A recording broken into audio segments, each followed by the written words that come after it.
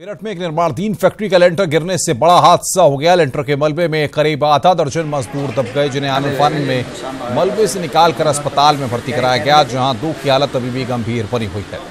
घटना मेरठ के थाना खरगोंदा के धीरखेड़ा इलाके की है। डॉक्टरों की माने तो अभी सभी मजदूर खतरे से बाहर हैं। वहीं पुलिस अब इस पूरे मामले की जांच में जुटी है कि आखिर किसकी लापरवाही से लेंटर गिरा है। खेड़ा इंडस्ट्रियल एरिया में एक फैक्ट्री निर्माणाधीन थी। एक व्यापारी हैं हापुड़ के, वो फैक्ट्री उनका बन रहा था। उसमें जो लिंटर का काम होने वाला था और उसमें उसी की तैयारी चल रही थी। जाल बिछाया जा रहा था, तो जाल अचानक गिर जाने से उसमें 3-4 मजदूर घायल हो गए, जिन्हें अस्पताल भेजा गया है। और उसमें ये उनको बताया गया है कि लिंटर लगने से पहले जो आवश्यक सावधानियाँ वो बरती जाए। तो इस तरह का मामला है। झांसी में किसान पानी की टंकी पर चढ़ गया। किसान ने तहसील प्रशासन पर अनदेखी का आरोप लगाया है। 3 घंटे तक अफसर किसान को समझाते रहे, तब जाकर वो नीचे उतरा। किसान का आरोप था कि उसकी जमीन को लेकर सुनवाई नहीं हो रही है। न्यूज़ 18 आपको एक्सक्लूसिव तस्वीरें दिखा रहा है। जमीन की सुनवाई नहीं होने से ये किसान नाराज था और टंकी पर चढ़ गया। पानी की टंकी पर एक किसान चढ़ गया। इसकी सुनवाई न होने से काफी नाराज था। तहसील प्रशासन पर इसने अनदेखी का आरोप लगाया है। न्यूज़ 18 आपको एक्सक्लूसिव तस्वीरें दिखा रहा है। गाजीपुर नगर पालिका अध्यक्ष सरिता अग्रवाल के पति विनोद अग्रवाल पर भ्रष्टाचार का आरोप लगा है। नगर पालिका परिषद के सभासद ने डस्टबिन खरीदारी में भ्रष्टाचार का आरोप लगाने के साथ कमीशनबाजी का एक ऑडियो क्लिप जारी किया। ऑडियो क्लिप में नगर पालिका अध्यक्ष के पति कमीशनबाजी पर काम करने की बात कह रहे हैं। काम होने की कोई गुंजाइश नहीं है। कुछ दिन पहले जब इनके टेंडर होने थे आउटसोर्सिंग के और सफाई कर्मचारियों के, होर्डिंग बैनर के जितने भी होने वाले थे गुप्त रूप से, जिसमें कमीशन की मोटी कमाई इन लोग के पास पहुंचती है, उस एवज में इन्होंने अपने अपने सभासद गोपनीय तरीके से सभासदों को बुलाकर 5-5 हजार रुपये लिफाफा दिया है। उत्तर प्रदेश हिंदी संस्थान ने आज देश के जाने माने साहित्यकारों को सम्मानित किया। विधानसभा अध्यक्ष डॉक्टर हृदय नारायण दीक्षित इस समारोह के मुख्य अतिथि रहे। हिंदी साहित्य सम्मान समारोह में भोपाल के डॉक्टर रमेश चंद्र शाह को भारत भारती पुरस्कार दिया गया।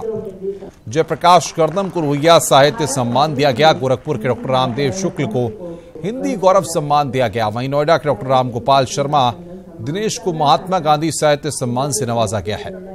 गुरुग्राम के डॉक्टर धर्मपाल मैनी पंडित दीनदयाल उपाध्याय साहित्य सम्मान दिया गया और पटना के शत्रुघ्न प्रसाद को अवंतीबाई साहित्य सम्मान प्रदान किया गया। हिंदी संस्थान ने पहली बार 10 की जगह 20 साहित्यकारों को साहित्य भूषण पुरस्कार दिया है। वहीं नामित पुरस्कारों समेत कई पुरस्कारों की राशि भी बढ़ाई गई है। अगाध शक्ति है, अदम्य शक्ति है हिंदी में। हिंदी में अनेक प्रकार की जो प्रवृत्तियां हैं, शक्तियां हैं, उनको हमको उजागर करने की, उनमें वो जो हिंदी की जो अंदर की तो ताकत है उसको बढ़ाने की और उसमें लोगों को ट्रेनिंग देने की ज़रूरत है। तभी हिंदी में वो शक्ति आएगी और हिंदी के प्रति लोगों में पढ़ने की रुचि जागृत होगी।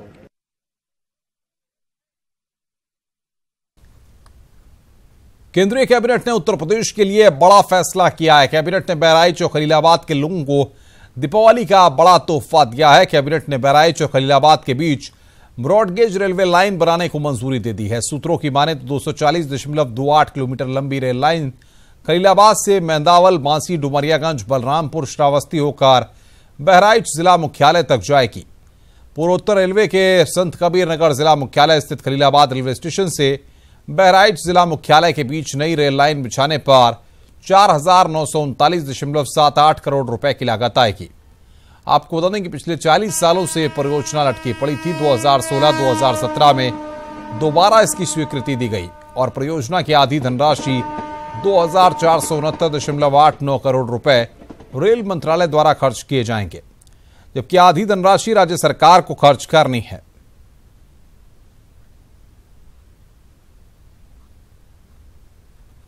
तो यहां पर पिछले 40 सालों से यह परियोजना लटकी हुई थी, जिसको आज केंद्रीय कैबिनेट ने मोहर लगाकर एक दिवाली का गिफ्ट यहां पर बहराइच और खलीलाबाद के लोगों को दिया है। 240 किलोमीटर की दूरी, लगभग 58 लाख यहां पर मानवित रोजगार।